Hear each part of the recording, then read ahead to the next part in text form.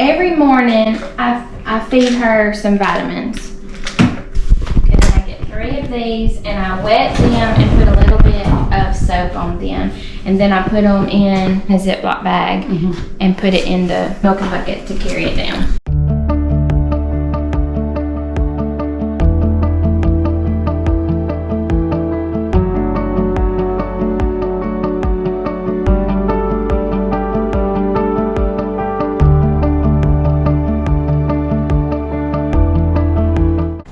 Okay, so this is what I feed Hazel every morning when we're about to milk. So I'll give her 4 of these scoops and then 2 scoops of alfalfa. The alfalfa are dry pellets, and this will not be good for their stomach, so it's got to be wet. But I'll just put some water from the water hose. That will be enough water? No, I'll have to put some water in here.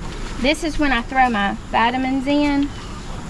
So I've got my 2 vitamin E's, the 4 brewer's yeast, and the 2 cod liver oils. I just throw that in there, and then I'll put the water on it, and she'll just eat it like that. This is loose minerals. You can just put a little bit in there.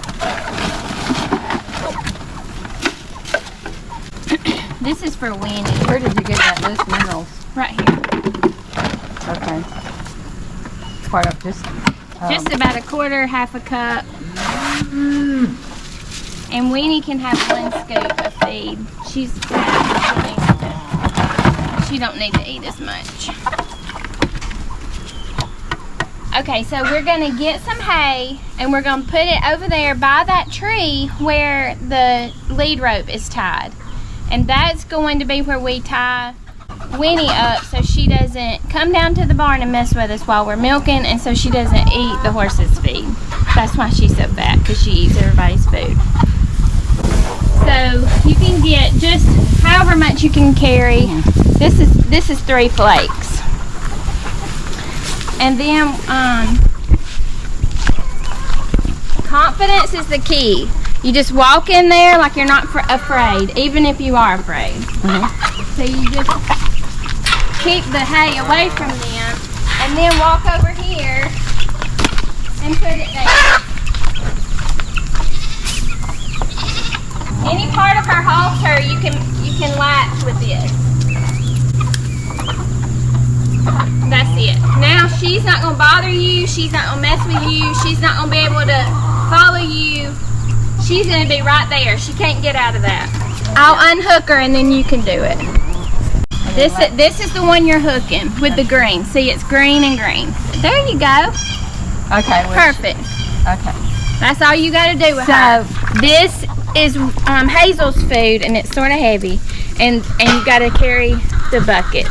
So what I'm going to do is I'm going to go give Winnie her feed, and then I'm going to come back and I'm going to get Hazel's food. I'm going to take notes later because this is too much to write down. Good idea. That's why we're recording it. Okay.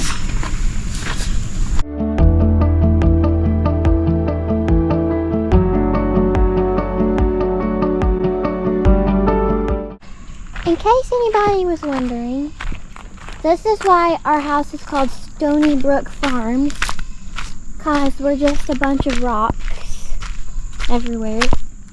No grass, just rocks. Come on, girl.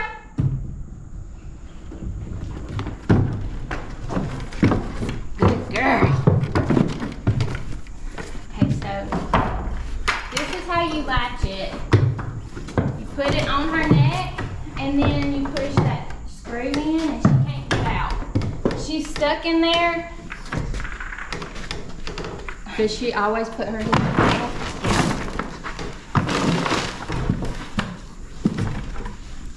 If she was a well-trained cow, we wouldn't have to feed her while we milk her. But she's just a homestead cow. She's not like a well-trained cow yet. So she has to eat and be motivated by food. That's the deal. It's not the best way to do it, that's the way we do it. Did you just turn this? So you don't turn it. It's like that when she comes in. You close it on her neck and there's a hole. You see the hole?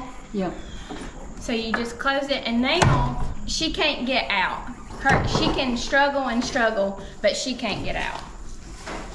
Okay, so the first thing you do after she's in here is you just give her a little brush off. This is to get the dust and hair off of her so it doesn't go in the milk bucket.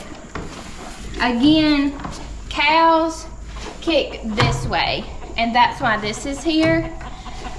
She's never even tried to kick me, so she's not a kicker. Some cows are very aggressive about kicking, but she is not. She won't have this blue thing on her back. This is just it's called a cedar, and that's part of the artificial insemination process that we're doing, but it'll be done next Thursday. He's gonna come next Thursday afternoon and breed them both. So I'm gonna put this right here, so it'll be there for you. Here's your seat. Always put it back in here so that the horse doesn't mess with it. The main objective is to be very clean. From this point forward, everything that you do, you want to be as clean as possible. So I put the lid of the milking bucket in this hoop so that it doesn't get on the dirt in the floor of the barn. Let's see. Okay. And this is where our rags come in. So I just got them out of the bucket. I'm gonna put that in my pocket so that it doesn't get eaten by any other animal. And the reason that they're white or off-white is so I can tell when she's clean. So I'll take the most aggressive one, which these napkins are real good for that. And you're just gonna clean her off. See, this is the first wipe.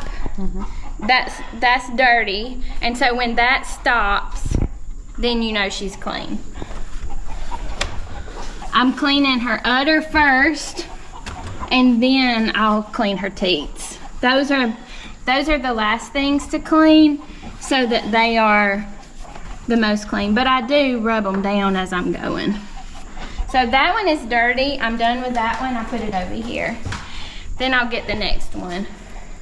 I'm gonna give you a chance in a second. So I just go under, wipe down the center of her udder. There's like a divot. Then wipe around this side and around the back. And down the middle? Down the middle first. Around this side, around the other side, and back sort of down the middle. See, we're still getting some dirt, so we're not clean yet.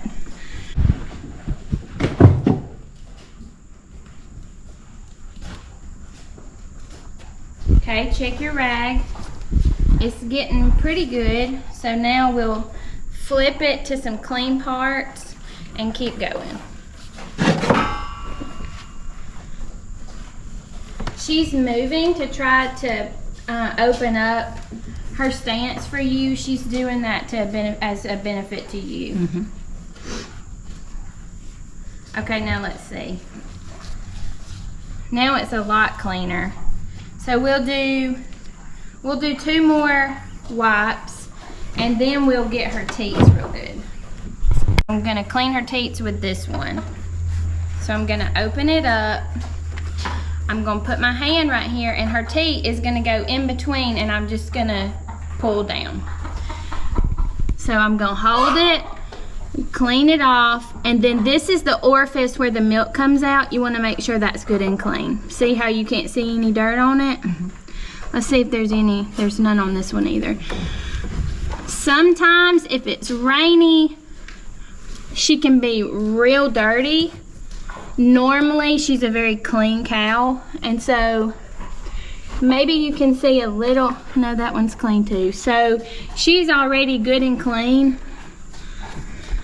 Now you'll want to fold it and wipe your hands. That's the last thing we clean. And then after we clean our hands, we don't touch anything except the bucket and her teats. What about my gloves? That's fine. You just wipe Just your wash gloves. them. Wipe your gloves off. Okay. This is not to be completely 100% sanitary. This is to be clean so that there's no overwhelming amount of bacteria, bad, dangerous bacteria in the milk. If there's a piece of dirt that gets in the milk, there's enough good bacteria in there that it will kill any kind of small microparticle. But if there's like poop in here, then you throw it out. But if dirt gets in here, we're not worried about dirt because we're gonna filter that out. This right here is a handle for pouring, but this also is a very good spot for her hoof to get stuck in. So when you put this down, you always want this to be away from her hooves. So I put it down right here, and that way if she steps or kicks, it's not gonna get caught in that. What if she steps and turns it over? Then cry over spilt milk. There's nothing you can do about it. If you ever have to touch anything, you always wipe your hands. The way I do it is I get on the edge of my seat and I put my feet under here. You're probably not going to want to do that. Everybody has to find what's comfortable. The first squirts, for each teat, I squirt on the ground. That's to clean out all of the orifice. Her teat is coming right here. I'm grabbing and I'm pushing down. So pretend like my finger is the teat. I'm gonna grab it, wrap it around, and squeeze both sides.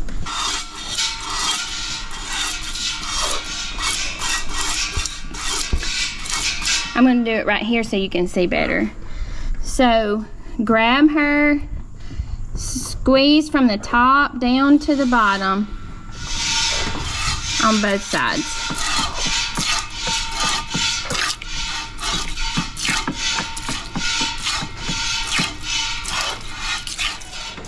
Well, I'm touching. It's okay. Whatever you touch with, you just use the rag and wipe with it.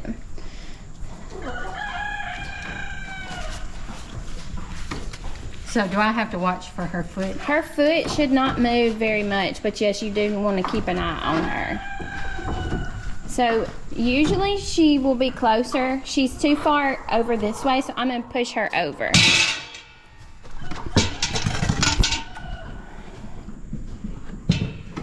And that is a better stance right there. Now she's a lot closer and she's going to be a lot easier to reach. So do I put it back some? Just wherever you need it. Okay.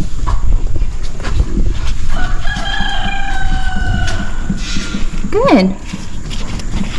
Her back ones are the hardest.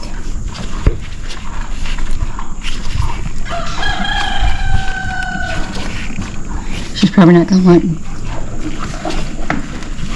The main thing is it's like a opening, so you'll want to get the teat and sort of squeeze it right there, and then what you're doing is you're squeezing the milk out and releasing it so that it could come back. Can you do one at a time? You can do one at a time. It'll take you way too long. So try to get in a rhythm like left, right, left, right, left, right.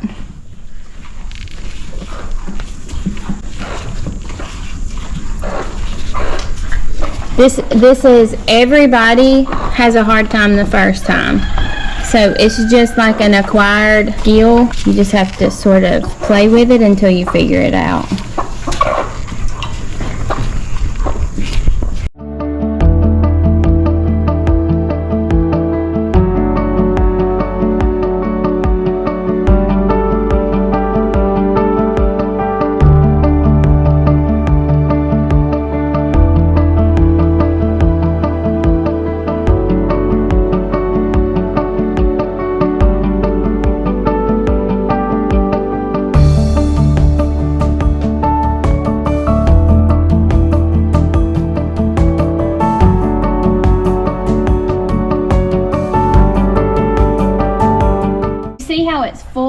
back here, that is when you know, okay, she needs milked. I'll show you what her udder looks like when she's empty, and then you'll know. If you go out 2 days in a row, and 2 days in a row she's looking like this, that means that she's not letting Clara milk on her.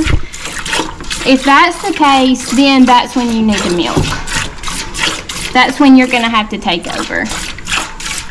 Good news for you is I have 2 friends who have their own cows, and I can call them. So if you don't feel comfortable, if you try it and you don't feel comfortable, I have those 2 friends that I can call, and I know that they're willing to come and help. Where do they live? Just right down the road. I thought I was all by myself, but then I have recently met 2 ladies who both have milk cows. Here, this quarter is the one that fills up the most. I don't know why. She's not what they call blind. That means the quarter doesn't work. She's not blind in any of her quarters, but for some reason, this one is always more full. So come over here, Kendall, and video my hand on this one. So what I do sort of is with my thumb, I sort of massage her udder to try to get the milk to start flowing. It helps sort of grab a little bit of milk and push it down into the teat. Is that just for the The only quarter left. You can milk with this hand and like push with this hand.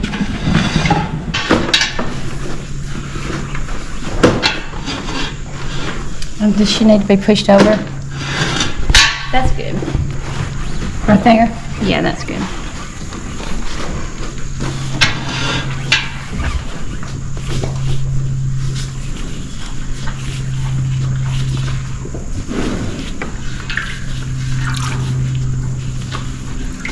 It should come out pretty easy, that one.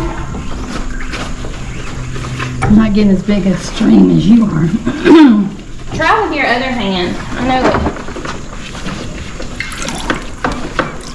it. There you go.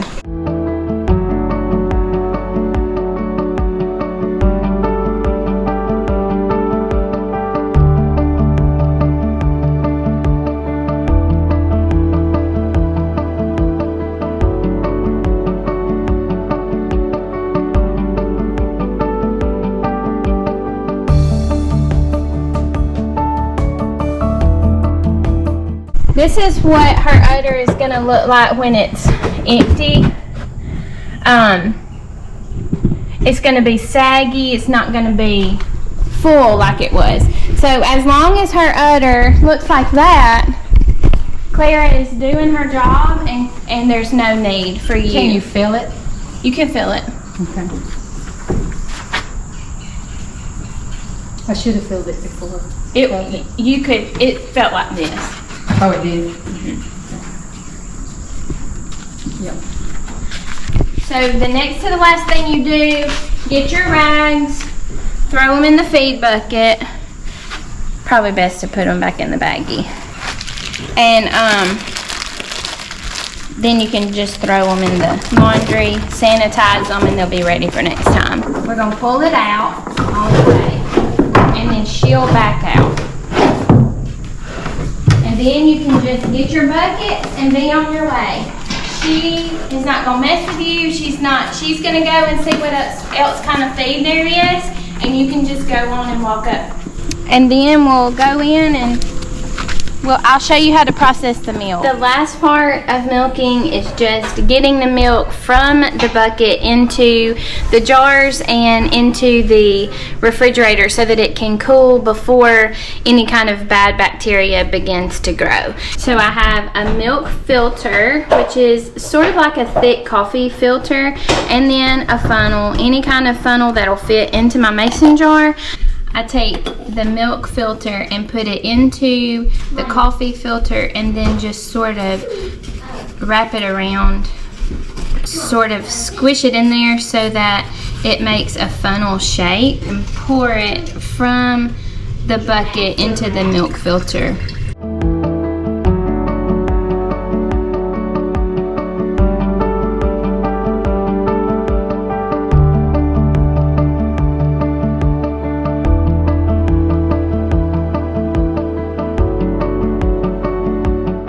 things that are floating is probably like milk fat. Nothing to be concerned about at this point. She's not got mastitis, but it could be that she is on the way toward that, and so I need to be very careful to milk her out all of the way and to give her some apple cider vinegar. All of the milk is now filtered and clean. The sun is so bright and shiny today. And you can see anything that's gross that you don't want in the milk is captured by that milk filter. Again, the little clumps probably just fat granules in the milk, but I keep a really close eye on her. So if it is mastitis, it's going to get taken care of really quickly, naturally, and so there shouldn't be any trouble. But no worries there. If you're concerned about that, you don't have to be concerned about that because I'm keeping a close eye on her. Okay, well, I think my mom is ready to go. I think that she's going to do just fine taking care of all of the animals while we're gone. We are going to be gone for quite a while, and so I'm going to contact my friends who are used to milking their cows just to be on standby. I know they won't mind, and it's really good to have farm friends who are willing to help you out in a pinch. But that's sort of how the homesteading community is. Everyone is willing to help everyone else, and for the most part, and that is a true blessing of community that I think we are really lacking in a lot of our society. So I'm thankful to be a part of that. I'm thankful to my mom for being willing to do all of the hard things that she's not used to doing, and she honestly doesn't really want to do or like to do, but she's willing to do it for us, and I appreciate that so much. So thanks, Mom. I hope y'all have a wonderful week. I know that we are going to have a great time on our vacation, and I'm going to send you some videos of all of the fun that we're having, so stay tuned for that. Please don't forget to like the video and subscribe to the channel and click the bell icon so you can be notified when new content is added. Thank you so much for being here. I love you. I hope you have a wonderful week, and I will see you again next time.